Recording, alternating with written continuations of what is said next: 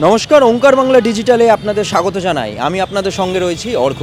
যে খবরটার দিকে আমরা নজর রাখছি, প্রধানমন্ত্রী আশ্বাস দিয়েছিলেন, সেই মতোই এবার প্রশ্ন ফাঁসকে কঠোর আইন আনতে চলেছে কেন্দ্রীয় সরকার।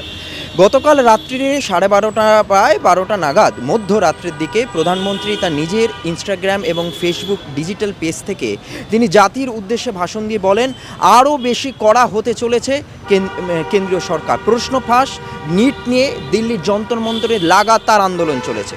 সেই আন্দোলনে অংশগ্রহণ করেছিলেন বিখ্যাত বৈজ্ঞানিক এবং পরিবেশ বিজ্ঞানী সুনম ওয়াংচুক। তাকে কিছু সময় পর তাকে দিল্লি পুলিশ তাকে তুলে নিয়ে যাওয়া হয়, টেনে হিঁচড়ে তুলে নিয়ে যাওয়া হয়। তিনি ইতিমধ্যে যেমনটা জানতে পারছি, তিনি অনশন ভেঙে নিয়েছেন।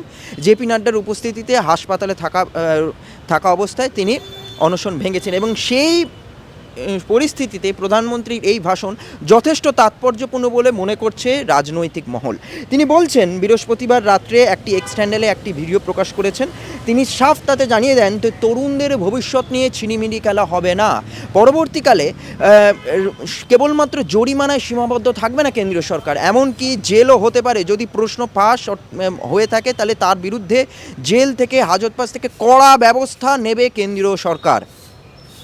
তবে প্রশ্ন ফাঁসের ঘটনার পর গড় 2.5 মাসে নানান রকম আইনি পদক্ষেপ করা হয়েছে। তাদের তরফ থেকে দোষীদের গ্রেপ্তার করা হয়েছে। ইতিমধ্যে নিট কেলেঙ্কারিতে যারা জড়িত ছিলেন, যেসব মানুষেরা, যেসব উচ্চপদস্থ কিছু মানুষরাও তাদের মধ্যে জড়িত ছিলেন, তাদেরকে ইতিমধ্যে গ্রেপ্তার করা হয়েছে।